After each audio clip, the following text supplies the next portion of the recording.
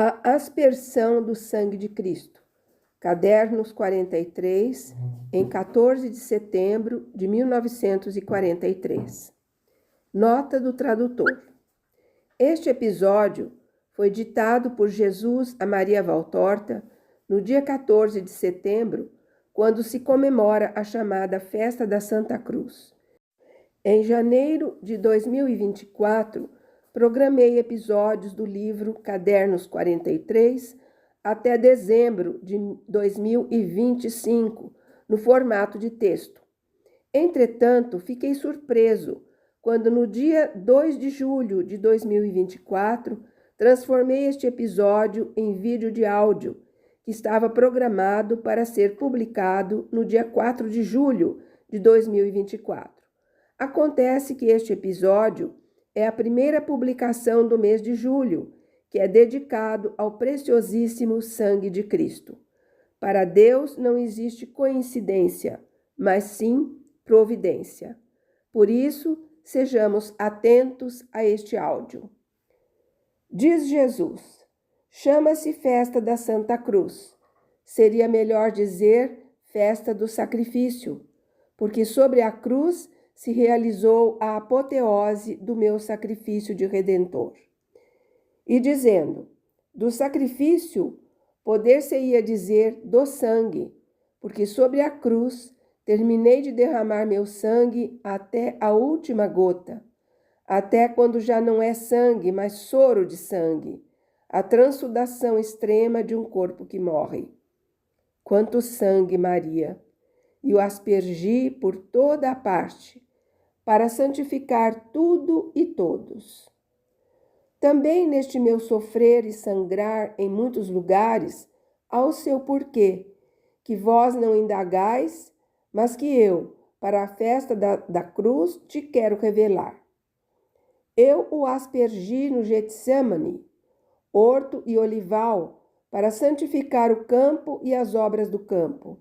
O campo criado por meu Pai com suas colheitas, suas videiras, suas plantas de fruto, suas plantinhas menores, mas todas úteis ao homem, e dos quais o Pai ensinou o uso e o cultivo, com sobrenatural ensinamento aos primeiros homens da terra. Aspergi-o lá para santificar a terra e os trabalhadores da terra, nos quais estão incluídos também os pastores das diversas espécies de animais concedidos pelo Pai ao homem, para a ajuda e sustento do homem. Aspergi o meu sangue no templo, porque eu já estava ferido por pedras e bastões, para santificar no templo de Jerusalém o templo futuro, em cujo cimento se iniciava naquela hora a minha igreja e todas as igrejas, casas de Deus e os ministros delas. Aspergi-o também no sinédrio, porque ele, além da igreja, representava também a ciência. E só eu sei quanta necessidade de santificação tem a ciência humana, que usa de si para renegar a verdade, e não para crer cada vez mais nela, vendo a Deus através das descobertas da vossa inteligência. Aspergi-o no palácio de Herodes, por todos os reis da terra, investidos por mim, do supremo poder humano para a tutela de seus povos e da moralidade de seus estados. Também nos palácios, só eu sei quanta necessidade haveria de se recordar que um só é rei, o Rei dos Reis, e que sua lei é a lei soberana também sobre os reis da terra, os quais são tais, enquanto eu não devo intervir para privá-los da coroa, da qual não são mais dignos, ou por culpa evidente e pessoal, culpa não material, mas não menos condenada e condenável, porque é causa de tantas ruínas, ou por debilidade. E assim aspergi meu sangue no pretório, onde residia a autoridade. O que são, o porquê eles são, desde que sejam as autoridades, o poder, eu já te falei faz tempo. para não serem amaldiçoadas pelo eterno justo, o que elas deviam ser, somente podem obtê-la graças à obediência à minha lei de amor e de justiça e do meu preciosíssimo sangue, que erradica o pecado dos corações e corrobora os espíritos, tornando-os capazes de agir em santidade. Isso, mesmo quando acontecimentos permitidos por Deus para a prova de uma nação e para a punição de outra nação, resultem que a autoridade que impera não seja do próprio país, mas do país vencedor ou opressor. Sobretudo neste caso, a autoridade deve se recordar que ela é tal por permissão de Deus, e sempre para um propósito que tem por base a santificação das duas partes. Daí a necessidade de não usar o poder com um abuso injusto de poder, para se prejudicar e prejudicar os oprimidos e os dominados. Eu dei o meu sangue, aspergindo-o como chuva santa na casa de Pilatos, para redimir esta classe da terra, que tem uma infinita necessidade de ser redimida, porque desde que o mundo existe, ela acreditou poder fazer lícito aquilo que não o é. Eu avermelhei com cada vez maior aspersão de sangue os soldados flageladores, para infundir nas milícias um senso de humanidade no doloroso evento das guerras. Doenças amaldiçoadas que sempre ressurgem, porque não sabeis extirpar de vós o veneno do ódio e vos inocular o amor. O soldado deve combater porque é o seu dever de lei, e não será punido por combater e matar, porque a obediência o justifica.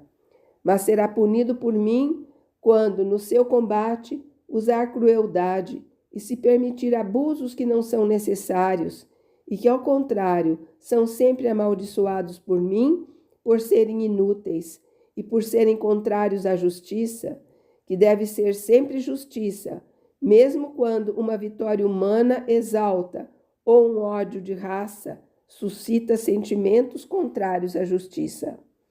Meu sangue banhou as ruas da cidade, imprimindo pegadas que, se não mais se vejam, ficaram e permanecerão eternamente presentes nas mentes dos habitantes dos céus altíssimos. Eu quis santificar as ruas por onde tanto povo passa e tanto mal se comete. E se pensas que o meu sangue derramado por toda parte não santificou todos os ministros da igreja, não santificou os palácios, nem as autoridades, nem as milícias, nem o povo, nem a ciência, nem as cidades, nem as ruas, e nem sequer os campos, eu te respondo que o derramei de qualquer modo, mesmo sabendo que para muitos seria acusação de condenação em vez de salvação, segundo o fim pelo qual o derramava, e o aspergi por aqueles poucos da igreja, da ciência, do poder, dos exércitos, do povo, das cidades, dos campos que souberam recolhê-lo e dele compreender a voz de amor e seguir essa voz em seus mandamentos, que eles sejam abençoados para sempre. Mas o último sangue não foi aspergido sobre torrões, sobre pedras, sobre rostos e sobre vestes, em lugares onde a água de Deus ou a mão do homem o podiam lavar e dissolver. O último sangue foi recolhido entre o peito e o coração que já gelava e que brotou no último ultraje, para que as últimas gotas do meu sangue não se perdessem. Isso para que no Filho de Deus e do homem não restasse uma gota de líquido vital, e eu fosse realmente como o cordeiro degolado para o holocausto aceitável ao Senhor. Havia uma mãe debaixo daquela cruz, uma mãe que finalmente podia agarrar o madeiro da cruz, estender a mão para sua criatura morta, beijar seus pés transpassados e encolhidos no último espasmo, e recolher no seu véu virginal as últimas gotas do sangue de seu filho, que gotejavam do costado aberto e regavam meu corpo sem respiro. Dolorosíssima mamãe minha! Desde o meu nascimento até a minha morte, ela teve que sofrer também por isso, por não poder dar à sua criatura os primeiros e últimos consolos, que até o mais mísero dos filhos do homem tem ao nascer e ao morrer, e do seu véu teve que fazer veste para o filho recém-nascido, e mortalha para o filho sem sangue. Esse sangue não se perdeu, ele está vivo, vive, resplandecente sobre o véu da Virgem. Púrpura divina sobre o candor virginal será o estandarte de Cristo, juiz no dia do juízo.